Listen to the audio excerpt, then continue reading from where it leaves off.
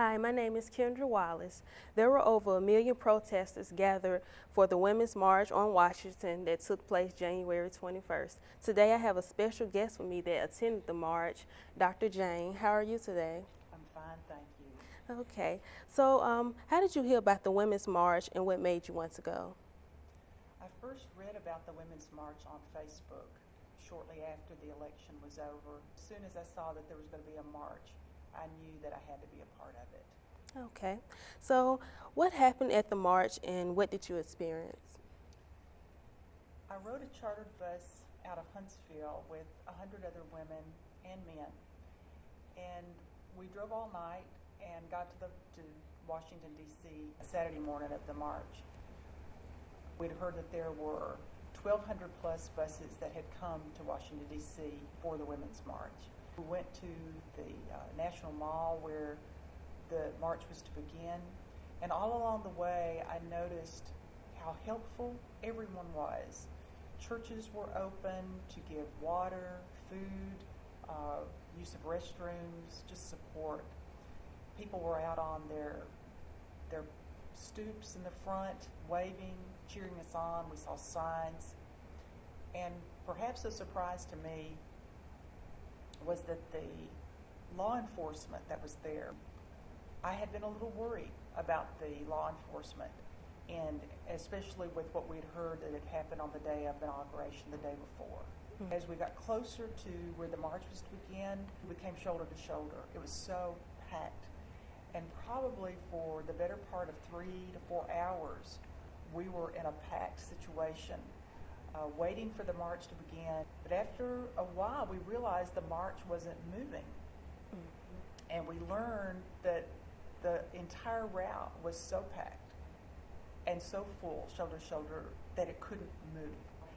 And we took the march to the parallel streets and came down Pennsylvania Avenue by the White House and went by the Trump Tower as well. Okay, so what were the pussy hats about? The symbolism of the pussy hat, to me, especially in light of Mr. Trump's remarks about women and grabbing by the pussy, was not only to rebuke him for that, but to take the power back of that word. Right. So were there any surprises at the march?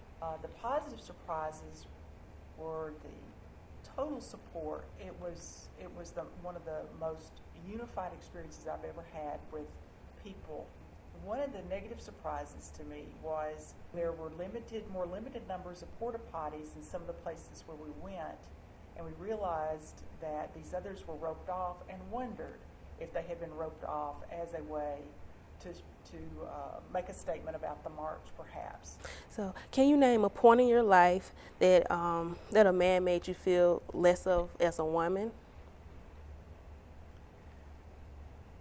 Yes, several experiences during my childhood, from being molested by a stranger in a grocery store to being molested at a carnival.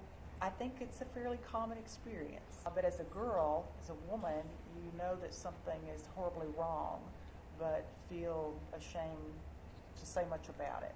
There's usually not just one experience, but it's after the fact down the road you begin to realize that you're a part of an oppression going on. Well, would you go back to the March on Washington? Absolutely. Mm-hmm. I would go in an instant. Mm-hmm. I would find a way to go, and I would take many with me.